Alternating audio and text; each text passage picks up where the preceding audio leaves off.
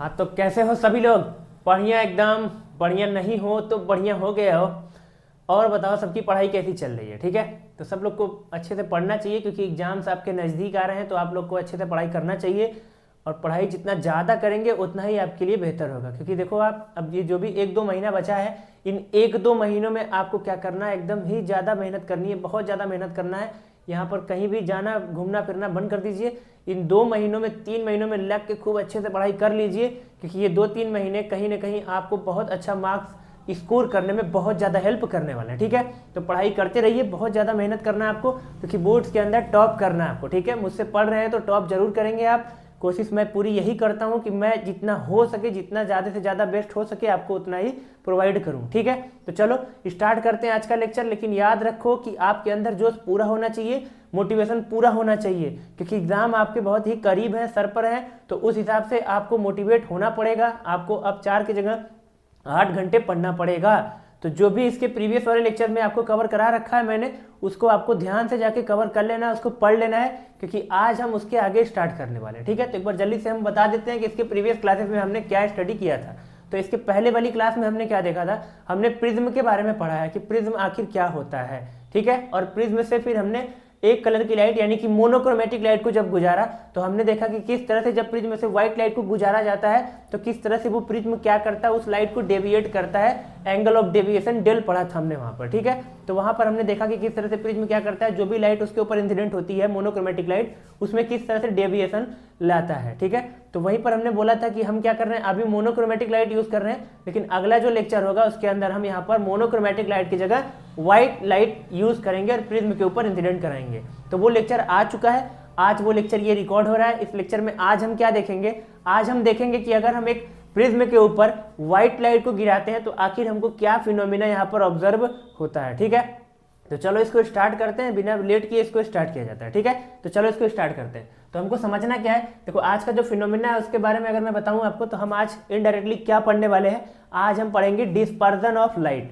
जब भी white light को प्रिज्म पे इंसिडेंट किया जाता है तो प्रिज्म क्या करता है, डिस्पर्जन करता है। व्हाइट लाइट में जितने भी कलर्स होते हैं उनको डिस्पर्स करता है, और इसी फिनोमिना को हम लोग बोलते हैं डिस्पर्जन ऑफ लाइट। ये तो इसकी डेफिनेशन हुई, लेकिन समझ में एक को अक्षर नहीं आएगी, मेरे को मालूम है। आओ इसको इन डेप्थ समझते हैं कि आखिर क्या है डिस्पर्जन ऑफ लाइट। ठीक है, तो चलो इसको स्टार्ट करते हैं। तो इसको स्टार्ट करने के लिए मेरे को क्या लगेगा, एक प्रिज्म लगेगा। तो ये एक प्रिज्म जल्दी से मैं बना लेता हूँ। ठीक है, तो प्रिज्म क्या होता है, इसमें कितने फेस होते हैं, बेस क्या होता है, प्रिज्म एंगल क्या होता है, ये सारी बातें इसके प्रीवियस क्लासेस में कवर हो चुकी हैं। उनको जरूर से आपको देख लेना है। अगर उनको देखे होंगे तो फिर इस लेक्चर को अगर आप देख रहे होते हो तो आपको ज़्यादा चीज़ें जो है वो लिंक होती, समझ में आती, जुड़ती हैं चीज़ें। ठीक है, मैं थोड़ा थोड़ा यहाँ पर भी बता दूंगा। अगर आपको आलस आ रहा है, आपको वो लेक्चर नहीं देखना है, मन नहीं है, कोई बात नहीं, थोड़ा थोड़ा यहाँ पर हम प्रीवियस बातों को रिकॉल करेंगे जरूर से। ठीक है, तो ये देखो, ये जो होता है इसको बोलते हैं हम लोग बेस। प्रिज्म जिस पे रखा जाता है उसको क्या बोलते हैं, बेस बोलते हैं। और बेस के जस्ट सामने वाला जो एंगल होता है उसको बोलते हैं प्रिज्म एंगल। और किससे लिखा जाता है, ए से लिखा जाता है। ठीक है, ये सब तो प्रिज्म के इंट्रोडक्शन में हुआ था। हम क्या करने वाले हैं, अब हम इस प्रिज्म के ऊपर व्हाइट लाइट को पास करेंगे। तो ये व्हाइट लाइट हम लेके आए, कौन सी लाइट, व्हाइट लाइट। ठीक है, तो ये मेरी लाइट तो ब्लैक दिख रही है क्योंकि ये मार्कर में स्याही जो है वो ब्लैक है, लेकिन आपको क्या करना है, इसके ऊपर व्हाइट लाइट भेजना है। ठीक है, तो हम स्टडी कर रहे हैं कि हम प्रिज्म के ऊपर व्हाइट लाइट भेजेंगे। अब जैसे ही प्रिज्म के ऊपर व्हाइट लाइट भेजा जाता है वैसे ही ऑब्जर्व क्या होता है। देखो ये एक्सपेरिमेंट जो था वो न्यूटन ने करा था। न्यूटन ने क्या देखा, न्यूटन्स एक्सपेरिमेंट लिख देते हैं। ठीक है, तो न्यूटन से आप बहुत ही ज़्यादा अच्छे वे में फेमिलियर होंगे, परिचित होंगे। न्यूटन ने 9th में आपको न्यूटन मिले होंगे। ठीक है, 9th में मिले होंगे का मतलब क्या है कि 9th में आपने मैकेनिक्स पढ़ी, आपने मोशन पढ़ा है, रेस्ट पढ़ा है, इस तरह की इक्वेशन ऑफ मोशन पढ़ा है। इन सारी चीज़ों में न्यूटन के ही तो इक्वेशन ऑफ मोशन होते थे। ग्रेविटेशन जो आपने पढ़ा था, ये ग्रेविटेशनल फोर्स जो अर्थ पे एग्जिस्ट करता है, ये सब न्यूटन का ही किया धराया है। ठीक है, हाँ जी, चलिए। तो न्यूटन ने एक एक्सपेरिमेंट किया था। उन्होंने क्या ऑब्जर्व किया, उन्होंने देखा था कि जब हम प्रिज्म के ऊपर व्हाइट लाइट को फॉल कराते हैं तो यहाँ पर 7 डिफरेंट कलर ऑब्टेंड होते हैं। उन्होंने देखा कि जब व्हाइट लाइट को प्रिज्म के ऊपर गिराते हैं तो प्रिज्म के अंदर से कितने कलर निकलते हैं। एक बार जल्दी से रफ हम बना दे रहे हैं। तो उन्होंने देखा कि प्रिज्म के अंदर से हमको कितने कलर दिखते हैं, इधर 7 कलर्स इधर हमको दिखाई देते हैं। ठीक है, तो अगर प्रिज्म के ऊपर व्हाइट लाइट को भेजेंगे तो इधर हमको डिफरेंट कितने कलर मिलेंगे, 7 कलर्स ऑब्टेंड होते हैं। और वो 7 कलर कौन कौन से, तो उनका एक पैटर्न भी होता है जिसको हम ऐसे लिख दे रहे हैं, विब ग्योर। ठीक है, तो यहाँ पर जैसे ही जैसे ही यहाँ पर प्रिज्म के ऊपर व्हाइट लाइट को फॉल कराया न्यूटन ने, तो उन्होंने क्या ऑब्जर्व किया, उन्होंने ऑब्जर्व किया कि जैसे ही व्हाइट लाइट को प्रिज्म के ऊपर फॉल कराते हैं, इधर से हमको कितने कलर मिलते हैं, 7 डिफरेंट कलर ऑब्टेंड होते हैं। ठीक है, अब सवाल आता है कि ये आखिर व्हाइट लाइट से इतने 7 कलर्स यहाँ पर ऑब्टेंड कैसे हो रहे हैं। आखिर मैंने तो व्हाइट लाइट भेजा था प्रिज्म के ऊपर, तो आखिर यहाँ पर ये क्या हो गया कि यहाँ पर 7 डिफरेंट कलर हमको ऑब्टेंड हो रहे हैं। तो न्यूटन ने भी एक्सपेरिमेंट किया, उन्होंने भी देखा कि जब व्हाइट लाइट को प्रिज्म से पास करते हैं तो 7 डिफरेंट कलर इस तरह से आपको ऑब्टेंड होते हैं। कौन कौन से ये कलर होते हैं, तो देखो विबग्योर से आप इसको याद रखते हो। किससे आप इससे याद रखेंगे इसको, विबग्योर। ठीक है, विबग्योर में क्या है, वी से होता है वॉयलेट, आई से होता है इंडिगो, बी से होता है ब्लू, जी से होता है ग्रीन, ये जी है ग्रीन, और वाई से येलो, ओ से ऑरेंज, आर से रेड। बाकी इसको भी डिटेल में डिस्कस करेंगे, अभी हम न्यूटन का एक्सपेरिमेंट देख रहे हैं। ठीक है, तो उन्होंने देखा कि व्हाइट लाइट को जब प्रिज्म से गुजारा जाता है तो 7 डिफरेंट कलर ऑब्टेंड होते हैं। ठीक है, तो अब हम समझने वाले हैं कि आखिर ये जो 7 डिफरेंट कलर हैं, आखिर ये प्रिज्म से कैसे बन रहे हैं। इधर से तो व्हाइट लाइट आई थी, तो आखिर ये 7 डिफरेंट कलर आ किधर से रहे हैं। ठीक है, तो आओ इसको समझते हैं थोड़ा। तो इसको समझने के लिए हमको क्या करना पड़ेगा, हमको थोड़ा सा इस डायग्राम को रफ करके फिर से हम इसको इन डिटेल इन डेप्थ समझने वाले हैं। तो चलो इसको रफ कर लेते हैं और रफ करके इसको थोड़ा और डिटेल में समझने की कोशिश करते हैं कि आखिर यहाँ हुआ क्या होगा। ठीक है, तो चलो इसको समझते हैं। इसको समझने के लिए पहले प्रिज्म बना लेते हैं पूरा। चलिए, तो देखो होता क्या है कि ये जो व्हाइट लाइट इसके ऊपर आके गिरी इस तरह से, अब व्हाइट लाइट एक्चुअल में क्या होता है, एक्चुअल में आपको पता होना चाहिए, नहीं पता तो पता कर लेते हैं कि व्हाइट लाइट एक्चुअल में क्या होता है। ये मिक्सचर होता है, मिक्सचर, व्हाइट लाइट क्या है, mixture of different wavelength of light. ठीक है, एक्चुअल में क्या होता है, व्हाइट लाइट जिसको हम व्हाइट समझते हैं, हमको लगता है व्हाइट एक कलर है, तो एक्चुअल में ऐसा नहीं है। देखो व्हाइट कोई भी कलर नहीं होता, व्हाइट और ब्लैक कलर नहीं होते हैं। आपकी जानकारी के लिए आपको बता दें, व्हाइट असल में व्हाइट में है ही सब कलर, मतलब सारे कलर मिल जाते हैं तो एक साथ हम दिखते हैं जब उसको, तो हमको व्हाइट दिखता है। कोई भी चीज़ अगर आपको व्हाइट, जैसे ये बोर्ड देखो व्हाइट है, तो व्हाइट कलर नहीं है इसका, बोर्ड असल में कलरफुल है, कलरफुल है, मेरे को दिख क्यों नहीं रहा है। तो देखो ऐसा होता है कि व्हाइट लाइट का मतलब होता है व्हाइट में 7 कलर होते हैं। ठीक है, जब 7 कलर एक साथ हमारी आंख पे आते हैं तो हमको वो सेंसेशन देते हैं व्हाइट का।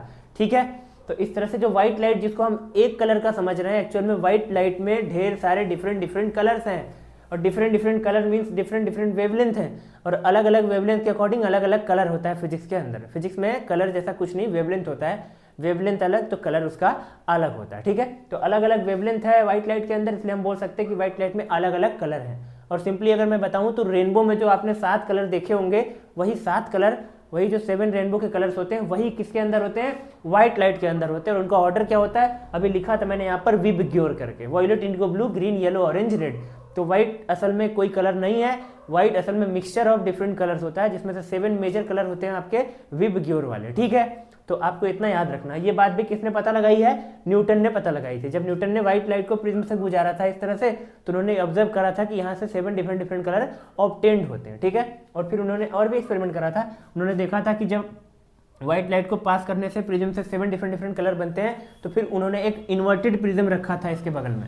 तो उसको भी देख लो जल्दी से, पहले एक्सपेरिमेंट ही देख लो, फिर समझते हैं ये 7 कलर आए कहाँ से हैं। ठीक है, तो न्यूटन ने देखा कि जैसे ही व्हाइट लाइट में से हम व्हाइट लाइट को प्रिज्म से गुजारते हैं तो इस तरह से 7 डिफरेंट कलर ऑब्टेंड होंगे। देखो इसके बीच में 7 कलर्स होंगे ऐसे ऐसे। ठीक है, तो ये हमको 7 डिफरेंट कलर ऑब्टेंड होते थे, इधर ऐसे कलर बाहर निकलेंगे। ठीक है, तो ये 7 कलर्स जो है ये इधर ऐसे बाहर की तरफ निकलेंगे। ठीक, अब उन्होंने क्या किया, यहाँ पर एक इन्वर्टेड प्रिज्म रखा। ठीक है, उन्होंने यहाँ पर एक क्या किया, एक प्रिज्म ला के ऐसे इन्वर्ट करके उल्टा करके इसके बगल में रख दिया। ठीक है, एक दूसरा प्रिज्म लेके आना है और उसको उल्टा करके इसके बगल में से रख देना है। ठीक, तो उन्होंने देखा कि जैसे ही हम एक इन्वर्टेड प्रिज्म को इस प्रिज्म के बगल में रख देते हैं, तो फिर ये जो 7 कलर है ये फिर ऐसे मिक्स हो जाएंगे, और 7 कलर मिक्स होके उधर मेरे को जो कलर मिलेगा वो कौन सा मिलेगा, इस तरह से नॉर्मल वही कलर मिलेगा जो मैंने इस पर इंसिडेंट कराया था, यानी कि व्हाइट लाइट मिलेगी मेरे को। कौन सी लाइट मिलेगी, व्हाइट लाइट मिलेगी।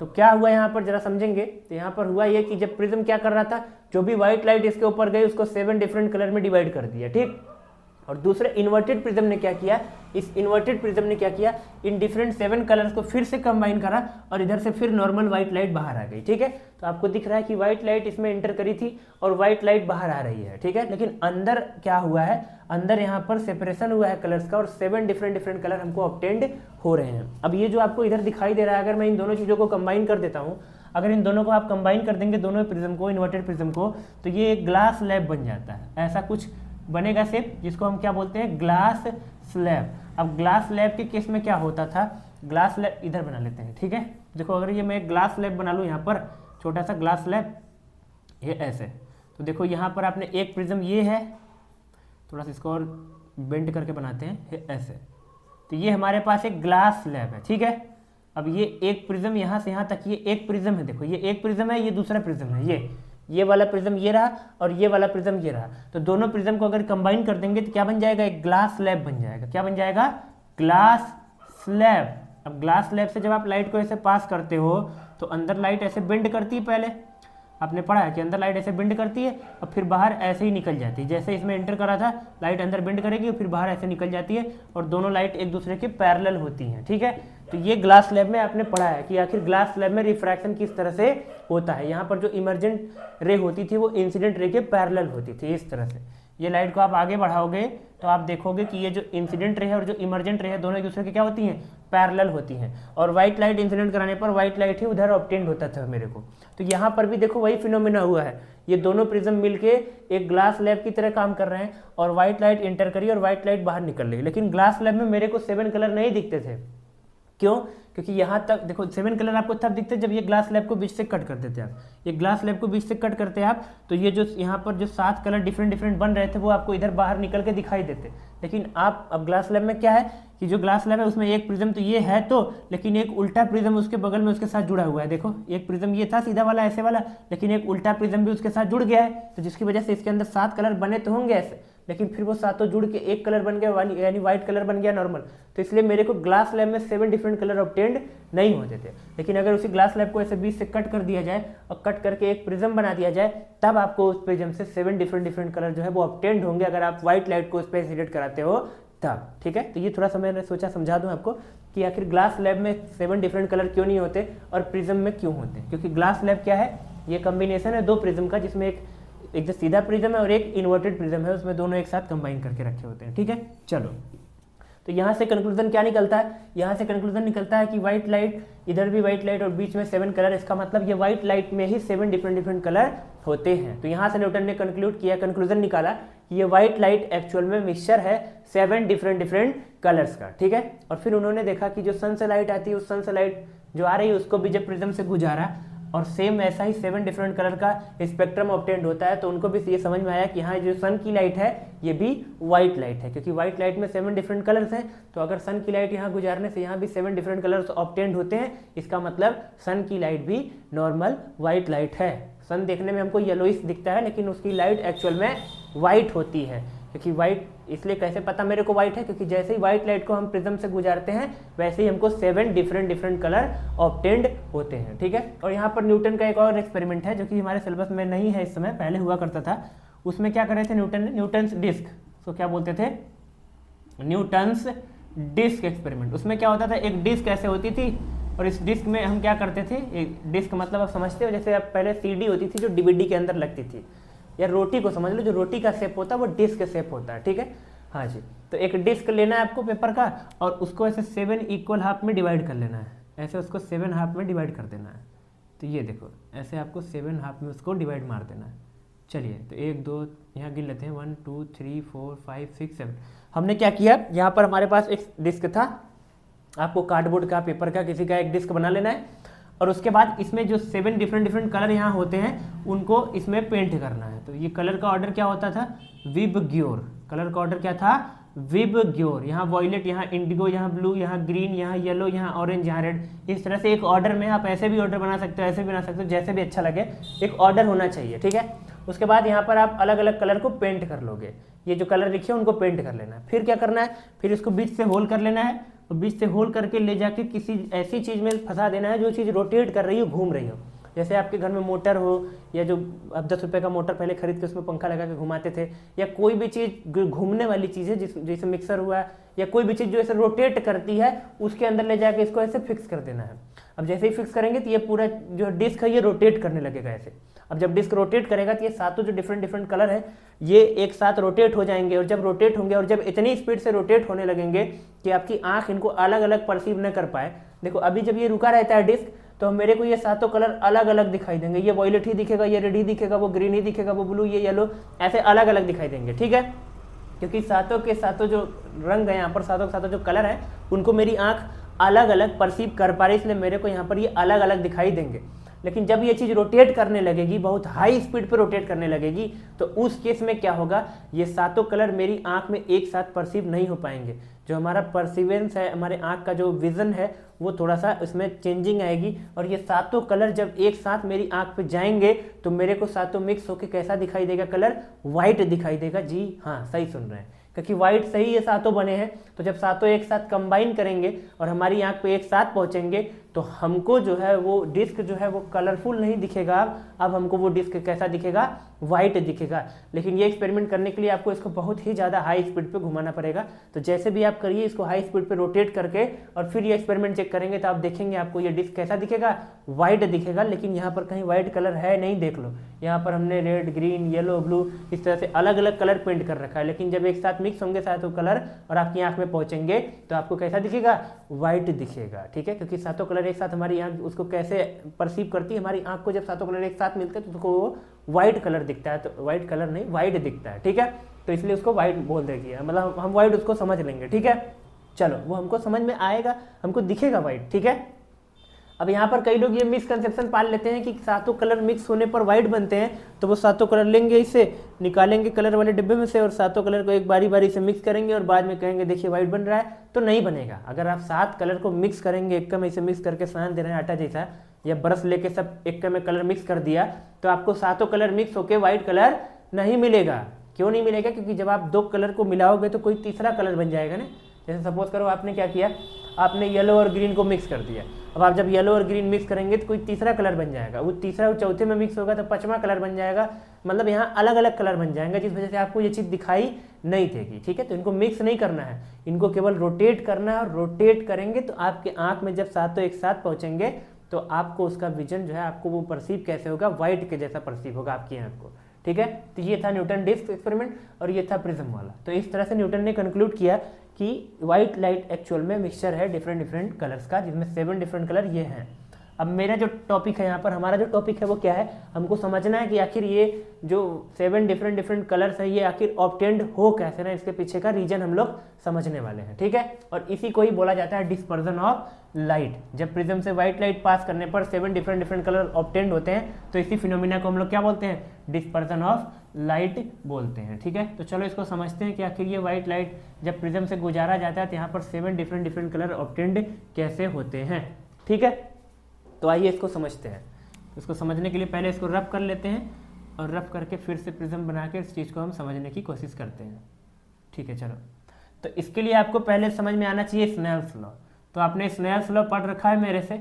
स्नेल्स लॉ बोलता है कि sine i upon sine r बराबर n/1। ठीक है, sine i upon sine r बराबर क्या होता था, n/1, जिसको हम कांस्टेंट बोलते थे। लेकिन ये कांस्टेंट कब तक होता था, वहां पर आपको बताया गया था। स्नेल्स लॉ में क्या होता है, स्नेल्स लॉ बोलता है कि जब भी रिफ्रैक्शन कहीं पर होता है तो रिफ्रैक्शन होते समय जो sine of angle of incidence होता है और sine of angle of refraction होता है, उन दोनों का जो रेशियो होता है वो कांस्टेंट होता है। लेकिन वो कांस्टेंट तब तक रहता है जब तक पेयर ऑफ मीडिया कांस्टेंट ना हो और जब तक लाइट का वेवलेंथ कांस्टेंट ना हो, लाइट की कलर, लाइट का मतलब ऑर्डर या लाइट का जो कलर होता है वो फिक्स ना हो तब तक। लेकिन यहाँ पर क्या है, यहाँ पर ये जो sine i by sine r ये कांस्टेंट नहीं होगा। क्यों नहीं होगा, क्योंकि यहाँ पर जो व्हाइट लाइट आप इस पे भेज रहे हो, एक्चुअल में वो व्हाइट कोई एक कलर थोड़ी ना है। एक्चुअल में व्हाइट का कोई वेवलेंथ नहीं होता, क्योंकि व्हाइट एक कलर थोड़ी ना है। एक्चुअल में व्हाइट मिक्सचर है ना विबग्योर का पूरा, इसमें डिफरेंट 7 कलर्स हैं। तो एक्चुअल में हम देख रहे हैं भले इसको कि हमको लग रहा है कि व्हाइट लाइट गिरा रहे हैं प्रिज्म के ऊपर, लेकिन एक्चुअल में इसमें 7 कलर एक साथ ऐसे जा रहे होंगे प्रिज्म के ऊपर। अब 7 कलर मीन 7 डिफरेंट वेवलेंथ, और क्योंकि वेवलेंथ बदल दिया आपने तो स्नेल्स लॉ अब कांस्टेंट, ये जो n21 आता था ये कांस्टेंट अब नहीं रहेगा। यहाँ पर फॉर्मूला में भी मैंने आपको बता रखा है कि n21 का जो फॉर्मूला हमने पढ़ा था तो ये था n2/n1 और था v1/v2 और था λ1/λ2। एक बार देख लेते हैं आपको ये दिखाई दे रहा है कि नहीं, नहीं तो फिर फ्रेम से बाहर चला जाएगा। तो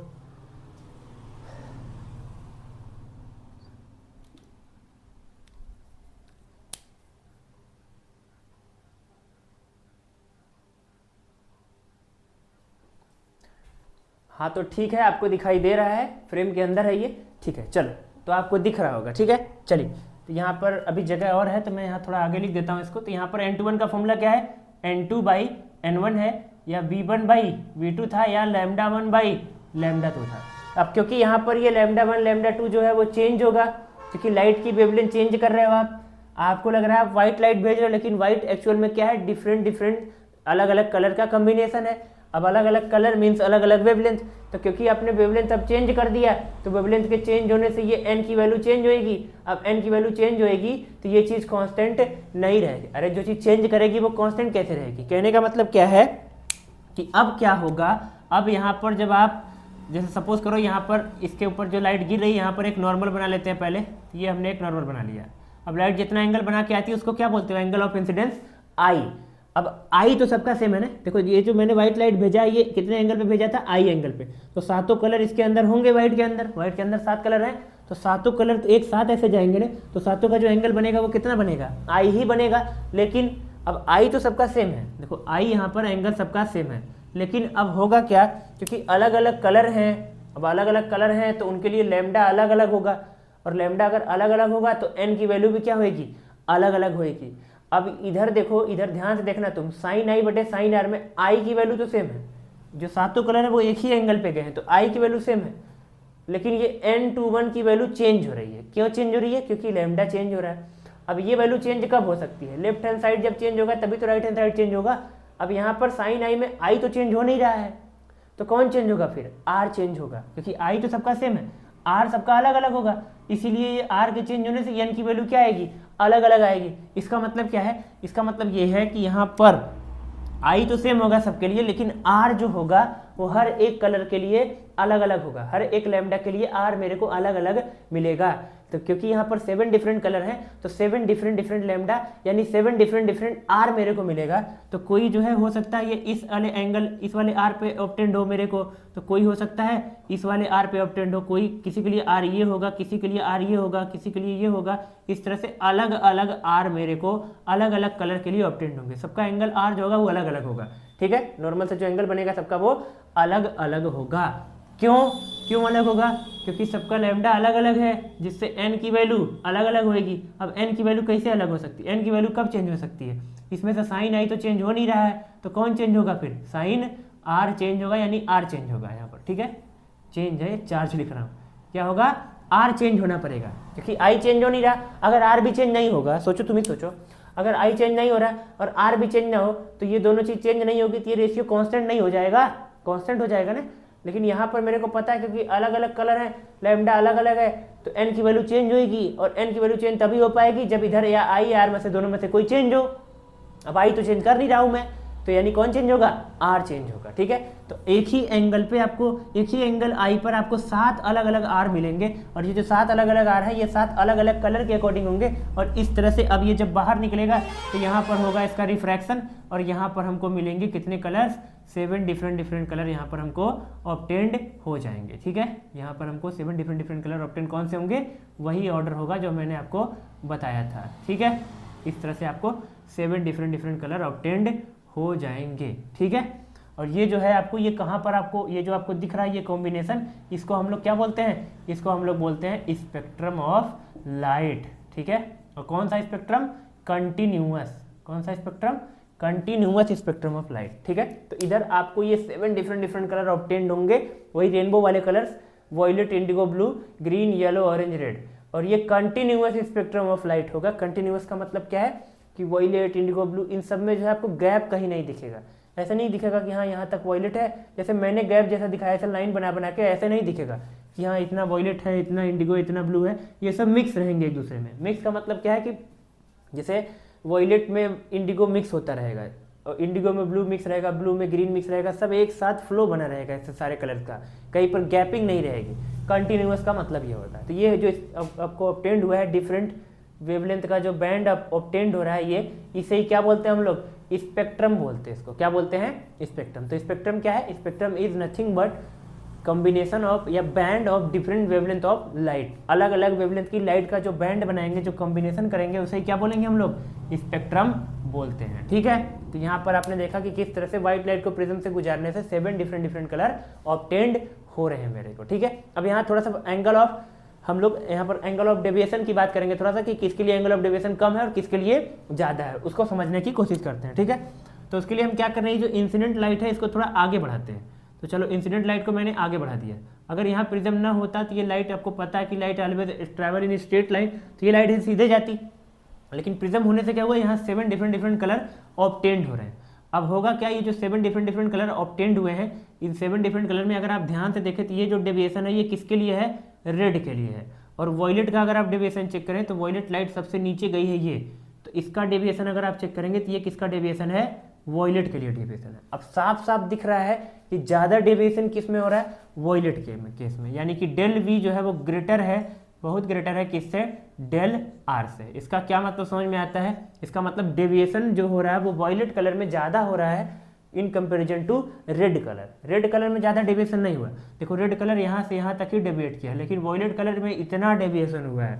तब सवाल आता है ऐसा क्यों है, आखिर वॉयलेट में डेविएशन ज़्यादा क्यों है। आपसे पेपर में पूछता भी है कि बताइए कि जब आप व्हाइट लाइट को पास करेंगे प्रिज्म से तो सबसे ज़्यादा डेविएशन किस कलर में होगा, तो सबसे ज़्यादा डेविएशन होगा वॉयलेट कलर में। ठीक है, और सबसे कम, सबसे लीस्ट डेविएशन किस में होगा, रेड कलर में होगा। ठीक है, तो मैक्सिमम होता है वॉयलेट में और सबसे लीस्ट या सबसे मिनिमम किस में होता है, रेड में होता है। तो इसके पीछे का रीजन क्या है, आखिर इसके रीजन को पीछे आप जाएंगे जब, तो आपको समझ में क्या आएगा यहाँ पर, तो जरा समझेंगे इसको। देखो अब वॉयलेट के केस में क्या होता है, अगर आपको यहाँ पर मैं बताऊँ तो आपको पता होगा कि जो लैम्डा फॉर वॉयलेट कलर होता है वो लेस होता है किससे, लैम्डा फॉर रेड कलर। ठीक है, लैम्डा फॉर वॉयलेट कलर क्या होता है, लेस होता है किससे, लैम्डा फॉर रेड कलर। मतलब वेवलेंथ ऑफ वॉयलेट लाइट जो होती है, लैम्डा मतलब क्या होता है, वेवलेंथ। ठीक है, तो वेवलेंथ वॉयलेट कलर की जो होती है वो लो होती है, कम होती है। ठीक है, और जो रेड कलर की वेवलेंथ होती है, वेवलेंथ जो है वो रेड कलर की वो क्या होती है, हाई होती है। ठीक है, कहने का मतलब लाल जो रेड कलर होता है, लाल कलर जो होता है उसकी वेवलेंथ ज़्यादा होती है और वॉयलेट की वेवलेंथ कम होती है। कितनी होती है, नियर अबाउट लगभग 3900 एंगस्ट्रॉम होती है किसकी, ये 3900 एंगस्ट्रॉम होती है वॉयलेट की, और लगभग 8000 एंगस्ट्रॉम के आसपास किसका होता है, रेड कलर का। यानी 3900 होता है वॉयलेट का और 8000 होता है रेड का। तो वॉयलेट की वेवलेंथ सबसे कम है और रेड की वेवलेंथ सबसे ज़्यादा है। अब यहाँ पर दिख रहा है आपको कि रिफ्रैक्टिव इंडेक्स जो है N2/N1 है, यहाँ λ1/λ2 है। ये देखिए N2 ये λ2, ये N1 ये λ1, ये इन्वर्सली प्रोपोर्शनल है, ऊपर नीचे मतलब इन्वर्सली प्रोपोर्शनल।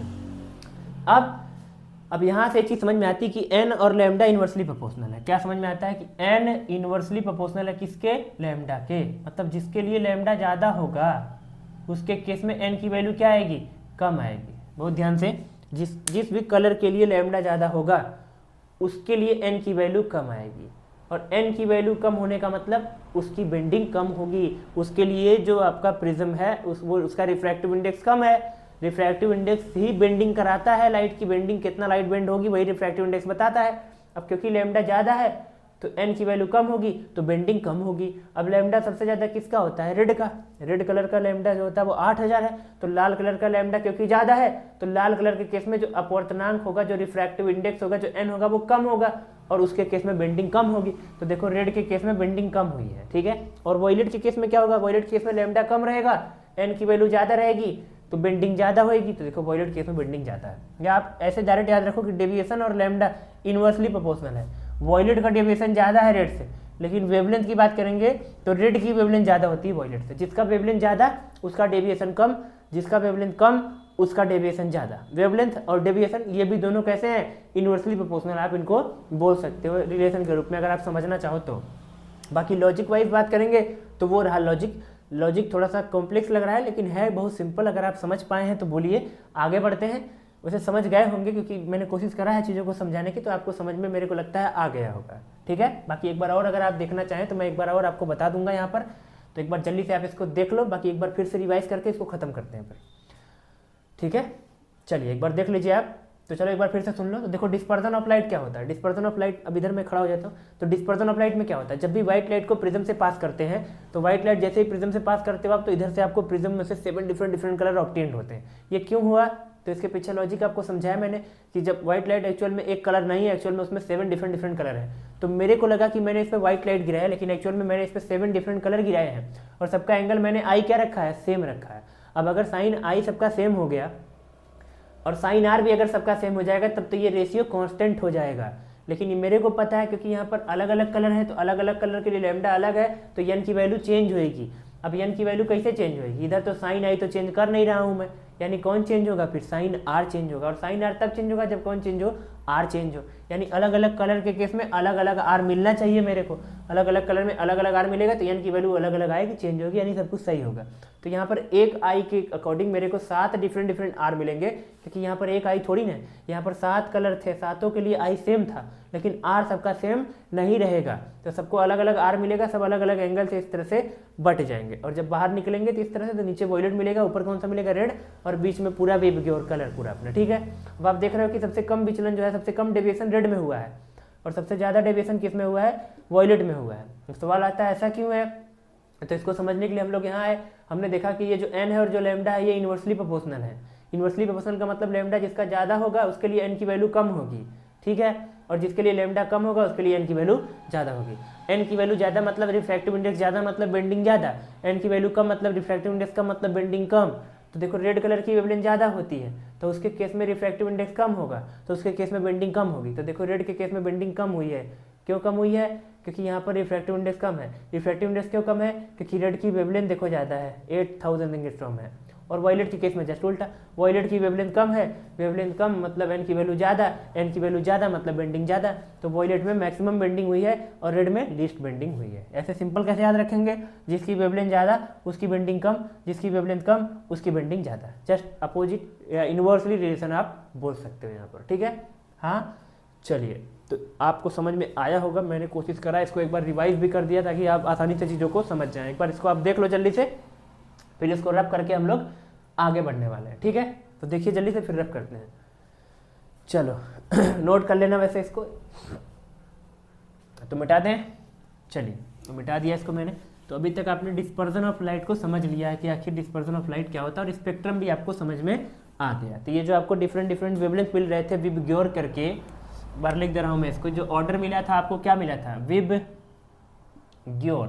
ठीक है, तो विबग्योर में वी से क्या होएगा, वी से होएगा वॉयलेट, आई से क्या होएगा, आई से होएगा इंडिगो, बी से ब्लू, और जी से ग्रीन, और वाई से येलो, और ओ से ऑरेंज, और आर से रेड। तो ये आपको 7 डिफरेंट कलर ये जो ऑब्टेन्ड हो रहे थे, इन्हें ही हम लोग मिला जुला के क्या बोलते हैं, स्पेक्ट्रम बोलते हैं। इसको मिला जुला के क्या बोलेंगे आप, स्पेक्ट्रम, और वो भी कैसा, कंटिन्यूअस, क्योंकि यहाँ पर जो स्पेक्ट्रम ऑब्टेन हो रहा था वो क्या था, कंटिन्यूअस था। कोई बोले स्पेक्ट्रम आखिर है क्या, इसको डिफाइन करो, तो स्पेक्ट्रम को हम लोग कैसे डिफाइन करेंगे, हम लोग बोलेंगे द बैंड ऑफ या द ग्रुप ऑफ भी बोल सकते हो, दोनों लिख दे रहा हूँ, द बैंड या ग्रुप ऑफ डिफरेंट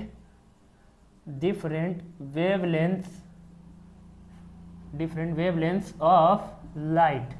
ठीक है, ये छोटी सी डेफिनेशन है स्पेक्ट्रम की, आप दे सकते हो क्या, द बैंड और group of different wavelength of light called spectrum. ठीक है, और यहाँ पर जो स्पेक्ट्रम पढ़ा हमने वो कैसा था, कंटिन्यूअस था। कंटिन्यूअस का मतलब आप उनमें कहीं पर बाउंड्री नहीं पाएंगे। आप ऐसा नहीं है कि आप बोल सकते हैं कि यहाँ ये ग्रीन है ये वॉयलेट है, यहाँ से ग्रीन खत्म हो रहा है, वहाँ से सॉरी यहाँ से ग्रीन यहाँ से येलो, मतलब यहाँ पर बाउंड्री नहीं मिलेगी आपको। ऐसा नहीं होगा कि इससे एक लाइन दिखेगी, इसके इधर आपको लगेगा ग्रीन है और इसके उधर आपको क्या लगेगा, येलो है। ऐसी एक लाइन नहीं बनेगी दोनों के बीच में। लाइन बनती तो फिर ये कंटिन्यूअस कैसे रहता, यहाँ से ब्रेक ना आ जाता। तो यहाँ पर ऐसा कुछ भी नहीं रहेगा, यहाँ पर कोई लाइन नहीं रहेगी, ये ग्रीन ही ऐसे ऐसे धीरे धीरे येलो बन जाएगा, मालूम ही नहीं चलेगा कि ग्रीन कब येलो बन गया। ठीक है, सब मिक्स होते रहेंगे एक दूसरे में, तो इसलिए इसको बोलते हैं कंटिन्यूअस स्पेक्ट्रम। ठीक है, तो चलो ये आपको समझ में आया होगा इसको रब करके अब हम लोग समझने वाले हैं आगे, कुछ आगे बढ़ेंगे, वो आगे समझेंगे एक और फिनोमिना। तो चलो उसको समझते हैं जल्दी से कि वो क्या है। ठीक है, तो अब हमको क्या पढ़ना है, अब हमको पढ़ना है कि आखिर जो रेनबो होता है, रेनबो, ठीक है, वो कैसे बनता है। फॉर्मेशन ऑफ रेनबो हम लोग समझने वाले हैं। ठीक है, तो चलो समझते हैं कि आखिर रेनबो किस तरह से बनता है। ठीक, तो उसके लिए हेडिंग बना लेता हूं मैं, रेनबो।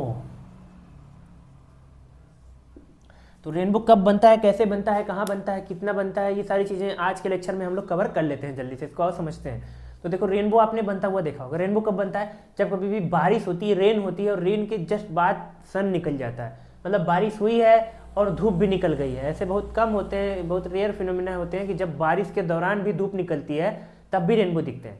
लेकिन ज़्यादातर ऐसा होता है कि जब बारिश हो जाती है और उसके बाद धूप निकलती है तब उस केस में आपको रेनबो दिखता है। ऐसा नहीं कि हर बारिश में रेनबो दिखेगा, हर बार जरूरी भी नहीं है कि बारिश हो धूप निकले तो रेनबो आएगा ही आएगा, बैठ के इंतजार करने का, इतना नहीं आएगा, आजा आया ही नहीं। ठीक है, तो हर बार जरूरी नहीं है, लेकिन मोस्ट ऑफ द टाइम होता है। ठीक है, जब बारिश होती है और सन निकलता है यानी धूप निकलती है तो उस समय रेनबो दिखने के चांसेस होते हैं। तो आखिर ऐसा हो क्या रहा है, देखो जब बारिश होती है तो बारिश में जो बड़ी बूंदें होती है पानी की, वो तो ग्रेविटी की वजह से नीचे गिर जाती है, लेकिन जो वाटर ड्रॉपलेट्स होती है, जो बहुत छोटी छोटी टाइनी टाइनी ड्रॉप्स होती हैं, वो जो है आसमान में टंगी रहती है, सस्पेंडेड रहती हैं। ठीक है, अब जब वो सस्पेंडेड रहती हैं तो जैसे ही सन निकलता है तो सन की लाइट उन वाटर ड्रॉपलेट से टकराता है जैसे ही, तो वो वाटर की जो ड्रॉपलेट्स हैं वो एक तरह से प्रिज्म की तरह एक्ट करने लगती हैं और वहाँ पर डिस्पर्जन ऑफ लाइट होता है, और डिस्पर्जन ऑफ लाइट से व्हाइट लाइट में 7 डिफरेंट कलर ऑब्टेंड हो जाते हैं और वही मेरे को रेनबो के जैसा दिखाई देने लगता है। ठीक है, तो इसको, ये तो अभी ओरली हुआ, चीज़ें बड़ी सिंपल लग रही है, लेकिन अब इसको थोड़ा सा कॉम्प्लेक्स करके समझते हैं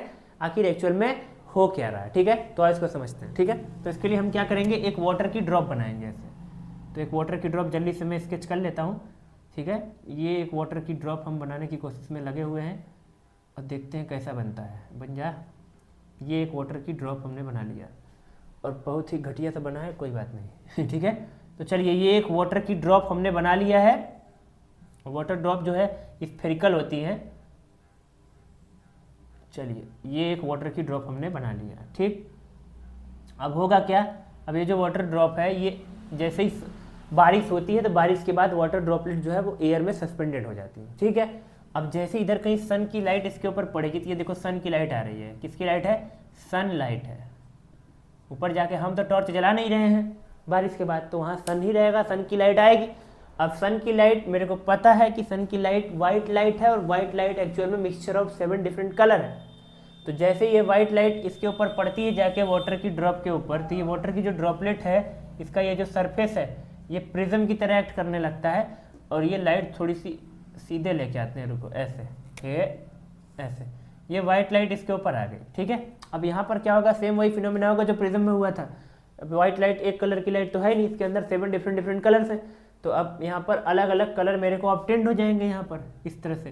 तो यहाँ पर ऐसे 7 डिफरेंट कलर मेरे को ऑब्टेंड होंगे। ठीक है, जैसे प्रिज्म में हुआ था, सिंपल व्हाइट लाइट गई थी उधर 7 डिफरेंट कलर ऑब्टेंड हुए थे, यानी डिस्पर्जन ऑफ लाइट होगा। यहाँ पर क्या होगा, डिस्पर्जन ऑफ लाइट होगा। चाहो तो लिख भी सकते हो, भी बाद में लिख लेंगे यहाँ पर। ठीक है, यहाँ पर डिस्पर्जन ऑफ लाइट होगा और यहाँ पर नीचे वाला जो कलर होगा वो वायलेट होगा और ऊपर वाला कौन होगा, रेड होगा। Violet, indigo, blue, green, yellow, orange, red. ठीक, चलिए अब इस वाले सरफेस पे क्या होगा जरा समझेंगे। देखो जैसे प्रिज्म में होता था, इस वाले सरफेस से लाइट ऐसे फिर अगेन रिफ्रैक्शन होगा और ऐसे बाहर निकल जाती थी।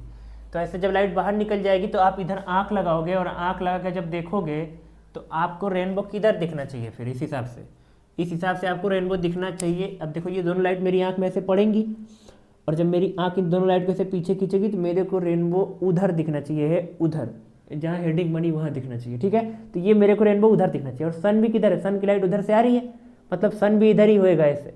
तो जिधर सन है रेनबो भी उधर दिखना चाहिए, लेकिन ये चीज़ नहीं होती, ऐसा नहीं होता है। रेनबो हमेशा किधर दिखता है, सन के अपोजिट साइड दिखता है। नहीं देखा कभी तो देखना ध्यान से तुम, रेनबो हमेशा कहाँ दिखता है, सन के अपोजिट साइड में दिखता है। ठीक है, रेनबो कहाँ दिखता है, सन के अपोजिट साइड में, मतलब सन अगर इधर है तो रेनबो इधर रहेगा और अगर सन अगर उधर है ऐसे तो रेनबो इधर रहेगा। सन और रेनबो का 36 का आंकड़ा है, 72 का आंकड़ा है, दुश्मन है दोनों। सन इधर तो रेनबो उधर, सन उधर तो रेनबो इधर। हमेशा रेनबो सन के अपोजिट बनता है। इसका मतलब ये लाइट इधर बाहर नहीं आएगी, अगर ये बाहर आती तो मेरे को रेनबो इधर ही दिखता है जिधर सन है। तो यानी ये चीज़ गलत है, यहाँ पर ऐसा कुछ नहीं हो रहा होगा। तो इस केस में क्या होगा फिर, इस केस में यहाँ पर एक और फिनोमिना होगा, जरा समझेंगे। इस केस में क्या होता है, अब ये लाइट उधर तो जानी नहीं, तो इधर आनी पड़ेगी। इधर आने के लिए लाइट को क्या करना पड़ेगा, इस वाले सरफेस से टकराना पड़ेगा। अब तो लाइट इससे क्या करती है, इससे टकरा जाती है, तो टकरा के अब इधर आएगी। तो इसको जब भी लाइट किसी सरफेस से टकराती है तो वहाँ पर उसको रिफ्लेक्शन बोलते हैं, रिफ्लेक्शन ऑफ लाइट। यानी ये सरफेस जो है, ये सरफेस ये एक तरह से ऐसे मिरर की तरह काम करेगा। ऐसे मिरर है नहीं, मैं बता रहा हूँ बस। अब ये सरफेस एक मिरर की तरह काम करेगा और लाइट को क्या करेगा, ऐसे रिफ्लेक्ट कर देगा। ऐसे ये लाइट क्या होगी, ऐसे रिफ्लेक्ट हो जाएगी ऐसे, ठीक है। देखो लाइट दोनों क्या हो गई, रिफ्लेक्ट हो गई। अब ये जब लाइट रिफ्लेक्ट होगी ऐसे, तो अब ये कलर इंटरचेंज हो जाएंगे। देखो ये जो रेड वाला कलर था ये कहाँ आ गया, ऐसे नीचे आ गया है, ये रेड नीचे आ गया है, और ये जो वॉयलेट वाला कलर है ये कहाँ गया है, ऊपर आ गया, ठीक है। लेकिन ये सरफेस मिरर कैसे बन गया, ये तो वाटर की ड्रॉप थी ने, तो ये सरफेस मिरर नहीं बना है। यहाँ पर एक फिनोमिना होता है जिसको हम लोग बोलते हैं TIR, टोटल इंटरनल रिफ्लेक्शन इसको बोला जाता है। TIR हमारे सिलेबस में पहले हुआ करता था, अभी कट गया है, कोई बात नहीं, मैं इसको आपको थोड़ा सा आइडिया दे दूंगा कि TIR आखिर क्या होता है, ठीक है। और यहाँ पर होता है TIR, total internal reflection. NCERT में खाली इंटरनल रिफ्लेक्शन लिखा है, टोटल इंटरनल रिफ्लेक्शन नहीं लिखा है। तो इंटरनल रिफ्लेक्शन का मतलब अंदर ही अंदर लाइट का रिफ्लेक्शन होगा। किसी डेंसर मीडियम के अंदर लाइट अंदर ही अंदर रिफ्लेक्ट करके वापस उधर आ जाएगी, तो इसको इंटरनल रिफ्लेक्शन बोलेंगे। अभी थोड़ा डिटेल करेंगे इस पर। तो ये लाइट का यहाँ पर इंटरनल रिफ्लेक्शन होगा। अब लाइट बाहर आएगी कि नहीं, कि फिर इंटरनल रिफ्लेक्शन हो जाएगा। तो अब इसको बाहर निकालते हैं, बाहर ऐसे लाइट को निकालेंगे। इस तरह से लाइट को मैंने निकाल लिया बाहर, थोड़ा सा लाइट बेंड भी होगी बाहर आने के बाद, ऐसे ऐसे। चलो तो ये लाइट अब बाहर आ गई दोनों, ठीक है। ऊपर कौन सा कलर दिख रहा होगा, व्हाइट, और नीचे कौन सा कलर दिख रहा होगा, रेड। अब मेरी आंख इधर ऐसे होगी, ऐसे ये हमने लगा लिया एकदम मस्त आंख अपनी, ठीक है। और इधर से हम देख रहे होंगे, तो अब जब इधर से देखेंगे तो ये दोनों लाइट आपकी आंख पे जब ऐसे आएंगी, तो इनको आपकी आंख जब पीछे खींचेगी ऐसे, तो इनका जब आप पीछे ऐसे खींचेंगे, देखो पीछे खींच दूँ मैं, पता नहीं दिखेगा कि नहीं तुमको, एक बार देख लो डायग्राम, फिर पीछे खींचूंगा। तो इन दोनों लाइट को पीछे खींचो जरा ऐसे, तो इसको भी पीछे खींचेंगे ये ऐसे, और इसको भी पीछे खींचेंगे ये ऐसे। जब आप पीछे खींचेंगे ना, तो देखिए यहाँ पर ध्यान से क्या होएगा, इन दोनों लाइट को कुछ नहीं करना है, ऐसे पीछे भेज रहा हूँ मैं। जब आप पीछे भेजेंगे ऐसे लाइट को दोनों को, तो आप देखेंगे कि ये कलर आपस में फिर इंटरचेंज हुए। देखिए नहीं दिख रहा है, ये वाला देखो ऐसे जाते जाते जाते जाते ऊपर चला जाएगा, और ये वाला ऐसे जाते जाते जाते जाते नीचे चला जाएगा। तो अब ऊपर कौन सा कलर दिखेगा मेरे को, ये रेड। यहाँ ऊपर कौन सा कलर बनेगा, रेड बनेगा, ठीक है। कौन सा कलर बनेगा ऊपर, इस तरह से रेड बनेगा, ठीक। और नीचे कौन सा कलर दिख रहा है, वॉयलेट, तो नीचे कौन सा कलर बनेगा, वॉयलेट। और बीच में सारे कलर ऐसे रहेंगे, ठीक है। तो इस तरह से रेनबो बन गया। ये बादल भी बना देता हूँ। तो ये नीचे रहेगा वॉयलेट, ये ऊपर रहेगा रेड, और बीच में वही पूरा ढर्रा पकड़ लो, विब ग्योर। यहाँ सातों कलर नहीं दिखा रहे हैं ना, केवल रेड और वॉयलेट, क्योंकि सातों कलर दिखाएंगे तो बहुत कंजस्टेड से भर जाएगा, इसलिए नहीं दिखा रहे, इसलिए खाली बाउंड्री वाले कलर दिखा रहे हैं। वॉयलेट दिखा दो, रेड दिखा दो, बीचों में कुल रहेंगे ऐसे। तो यहाँ पर देखो रेनबो आपको सीधा ही दिखेगा अभी, ठीक है। यहाँ देख लग रहा था नीचे रेड ऊपर वॉयलेट दिखेगा, नहीं, ये कलर जब आपकी आँख पीछे भेजेगी तो अल्टी पल्टी हो जाएंगे, फिर से ऊपर रेड नीचे वॉयलेट। तो इस तरह से आपको रेनबो दिखाई देगा। तो देखो अब की बार रेनबो देखो सन के अपोजिट बना है, सन इधर होगा अपना ऐसे, ये मस्त सन फर्स्ट क्लास हंस रहा है एकदम VIP का बाल देखो जरा। तो ये सन जो है सन है, ठीक है।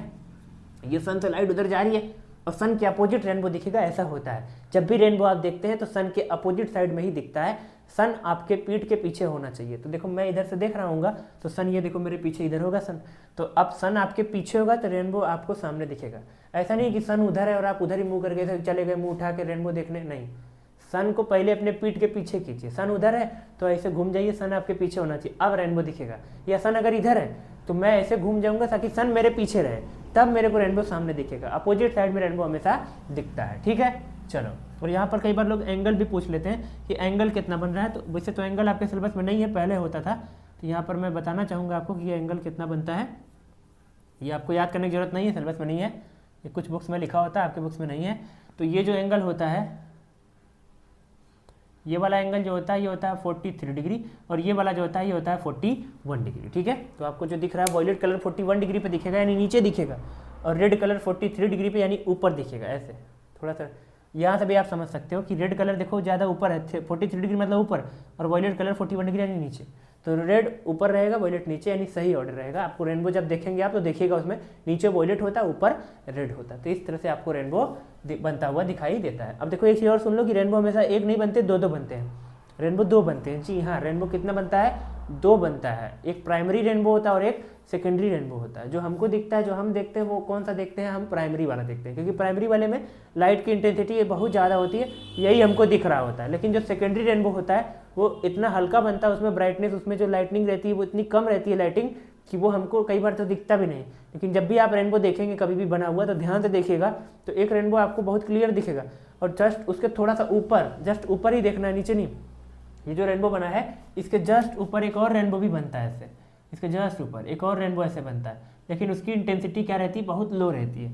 वो रेनबो जस्ट ऊपर ही बनेगा, सेकेंडरी रेनबो बोलते हैं उसको, लेकिन वो इतना कम इंटेंसिटी का होता है कि कई बार तो दिखता भी नहीं, लेकिन ज़्यादातर बार आपको दिखेगा। आप देखिएगा, आप जब भी रेनबो दिखेगा, नेट पे सर्च करके भी देखेंगे तो दिखेगा, वो दूसरा वाला इसके जस्ट ऊपर बनता है, लेकिन वहाँ पर इंटेंसिटी बहुत कम होती है, तो कई बार दिखता भी नहीं है, ठीक है। लेकिन उसके बारे में छोड़ो, वो हायर क्लासेस में आपके लिए बस इतना समझना है कि रेनबो आखिर बना कैसे। तो देखो यहाँ पर क्या हुआ है, यहाँ पर हुआ है डिस्पर्जन। क्या हुआ है, डिस्पर्जन ऑफ लाइट, क्योंकि यहाँ पर व्हाइट लाइट आई थी और यहाँ 7 कलर बने, तो जब व्हाइट लाइट 7 कलर में डिवाइड होती है जिसको हम लोग बोलते हैं डिस्पर्जन ऑफ लाइट, ठीक है।